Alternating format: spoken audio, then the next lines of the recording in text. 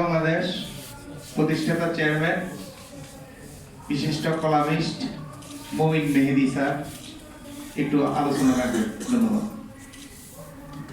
ভাই বুকগুলো একটু আগাই দেন, ভাই বুকগুলো আগাই দেন। হ্যাঁ ঠিক আছে।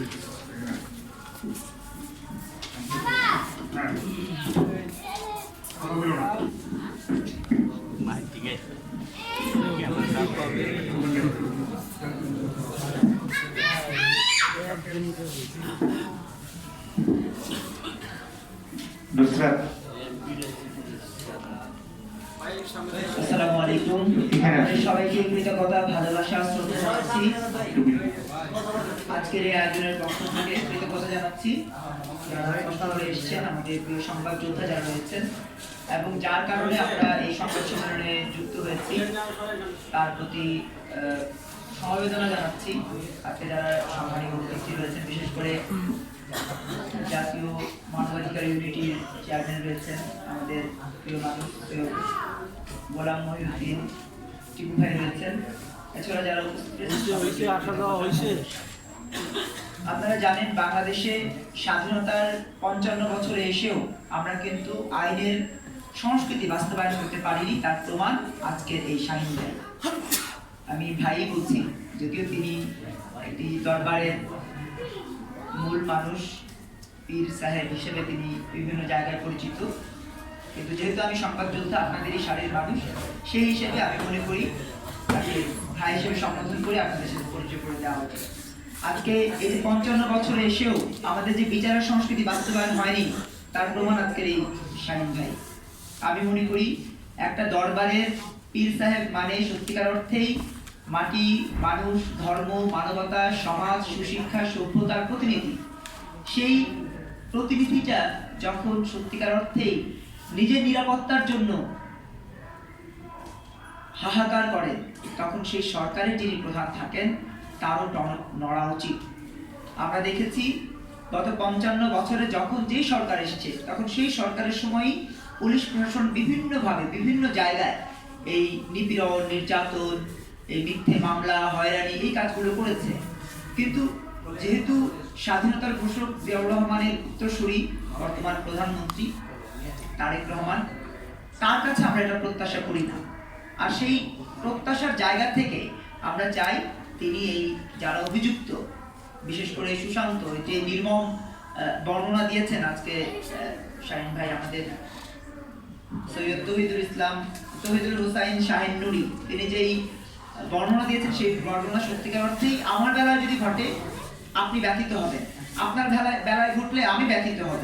আমরা সবাই কিন্তু এমন নিকারজনক ঘটনা থেকে বাংলাদেশের সাধারণ মানুষকেই মুক্তি দিতে চাই। সেখানে তিনি একটি ঐতিহ্যবাহী দরবারের মানুষ, দরবারের সাথে সম্পৃক্ত, এবং তিনি কিন্তু সত্যিকার অর্থেই ধর্ম এবং মানবতার পাশাপাশি সুফিবাদের যে প্রক্রিয়াটা, সেই চর্চাটা তিনি করছেন।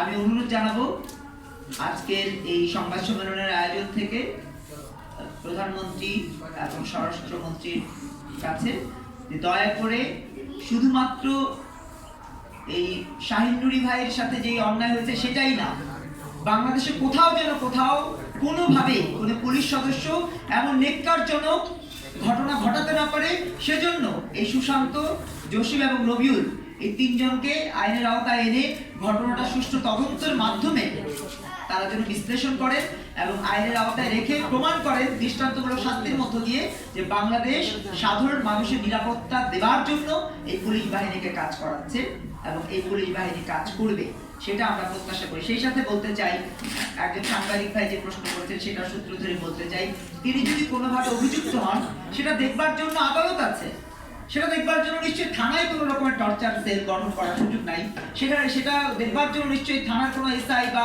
ওসি তদন্তের কাছে কোনো রকমের এখতিয়ার নাই যে তিনি একজন অভিযুক্তকে এনে যাচ্ছে তাই করে টর্চার করবেন, নিশ্চয়ই এটার কোনো সুযোগ নাই। তার এক ফোঁটা চোখের পানির যে মূল্য, সেই পানির মূল্যের হিসাব যদি আমরা করি, সেক্ষেত্রেও সরকার কিন্তু এই দায়িত্বটা নিতে বাধ্য। আমরা অনুরোধ জানাবো এই মানুষের নিরাপত্তা, মানুষের সত্যিকার অর্থে যে নিশ্চয়তা, নিরাপত্তা, এটি দেবার জন্য যেহেতু পুলিশ প্রশাসন কাজ করে, সেই দৃষ্টান্ত তৈরির জন্য সুশান্ত, জসিম এবং রবিউলের দৃষ্টান্তমূলক শাস্তি বাস্তবায়ন করা হোক এবং তাদেরকে আইনের আওতায় আনা হোক।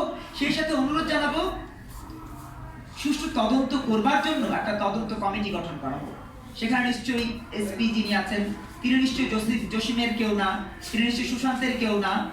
যেহেতু জসিম, সুকান্ত, জসিম, সুকান্ত এবং রবিউল এই তিনজন যেহেতু আমাদের আজকের আয়োজনের যিনি এই শাহিদ নুরি ভাই, তাকে যেহেতু বিভিন্নভাবে নির্যাতন করেছেন, নিপীড়ন করেছেন, আমি অনুরোধ জানাবো এবং তিনি অভিযোগ করেছেন যে তারা হচ্ছে গোপালগঞ্জের যে সিলসিলা সেটা বাস্তবায়ন করছেন। এই মানে এই স্বাধীন বাংলাদেশে কোনো এলাকাকে কেন্দ্র করে কেউ যেন কোনোভাবে প্রভাব তৈরি না করতে পারে সেই বিষয়টাও আমাদেরকে এখন নজরে রাখতে হবে।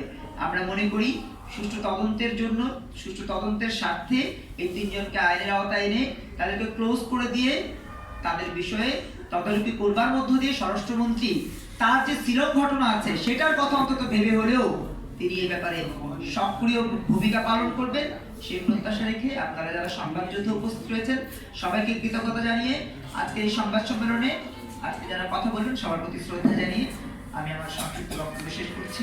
আসসালামু আলাইকুম।